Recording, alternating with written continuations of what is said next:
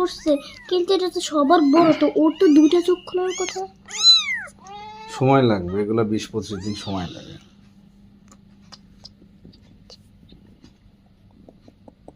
দুধু খাচ্ছে। চোখ ফুটছে। এই যে বপি, সেকেন্ড বপি। ছেড়ে দাও, দুধ খাবে। না, একটু করলে করে দিই। এমনকি বাচ্চা কাচ্চা সহ তোমার এই কাছে দুইটা নিবে।